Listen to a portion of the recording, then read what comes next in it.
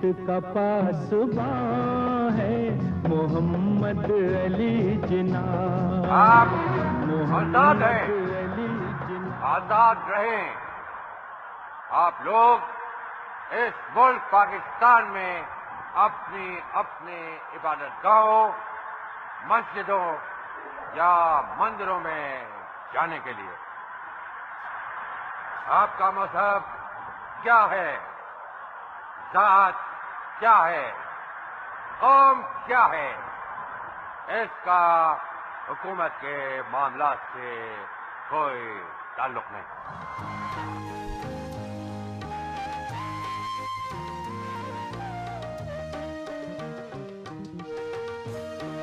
कायदे आज़म मोहम्मद अली जिन्ना ने अपनी जिंदगी के अंदर लोगों को, सियासतदानों को, दुनिया के सियासतदानों को ये बताया कि सिर्फ इंसान जो है वो अपनी ही जिंदगी को पाकीज़ा नहीं कर सकता बल्कि अपनी सियासी जिंदगी को भी पाकीज़ा कर सकता है। या सिर्फ ये कि हम जो है यौम विलादत मनाएं और बात ख़त्म हो जाए, जश्न मनाएं और बात ख़त्म हो जाए, 2-3 तराने पढ़े जाएं और बात ख़त्म हो जाए।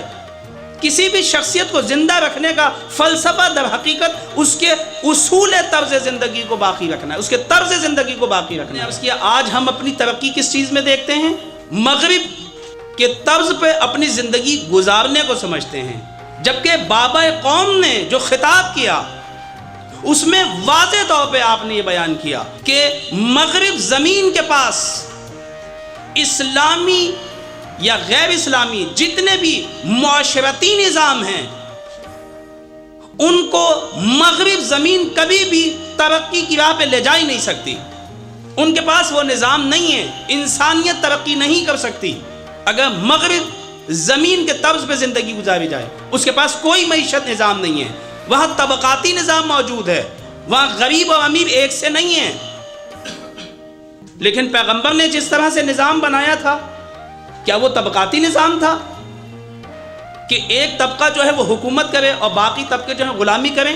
डॉक्टर अल्लामा इकबाल ने और बाबा कौम ने इसी नज़रिए को पेश किया कि पाकिस्तान हमेशा कुरानी तर्ज पे होना चाहिए। पाकिस्तान की हुकूमत, पाकिस्तान के क़वानीन, पाकिस्तान के बैंक, पाकिस्तान के इदारे सारे कुरानी उसूलों के मुताबिक होने चाहिए। अगर इन उसूलों के मुताबिक ना हुए तो फिर पाकिस्तान नुकसान में चला जाएगा।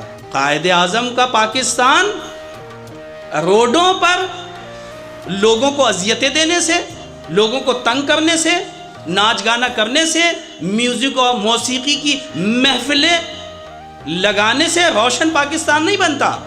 पाकिस्तान कुरानी उसूलों पे अमल करने से बनता है। इस चमन के फूलों पर रंगो आब तुमसे है, इस ज़मीन का हर ज़र्रा आफ़ताब तुमसे है, ये फ़ज़ा तुम्हारी है, बहरों पर तुम्हारे हैं, कहकशां के ये जाले रहगुज़र तुम्हारे हैं। आपने देख लिया, पाकिस्तान जब तक इत्तेहाद नहीं था तो पाकिस्तान न ले सके, जब इत्तेहाद हो गया तो पाकिस्तान ले लिया, और लेने के बाद फिर इत्तेहाद न रहा तो फिर जब तफर्रुक़ का शिकार हुए तो लिया हुआ पाकिस्तान भी ऐसा है कि जैसे हमने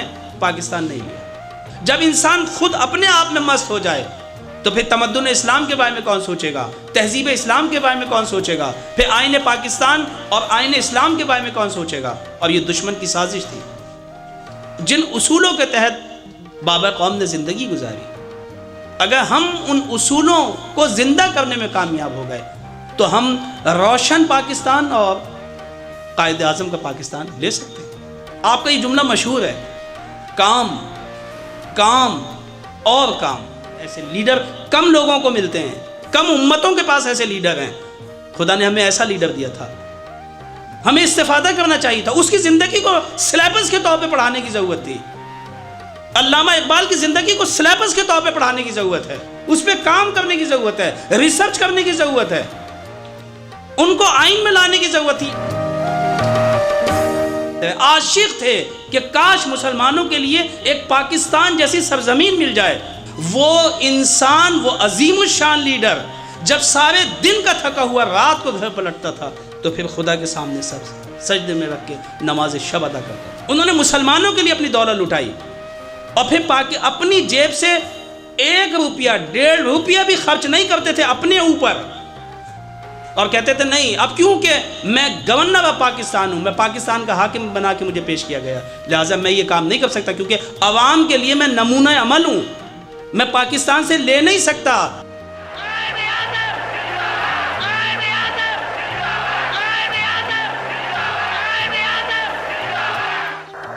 السلام علیکم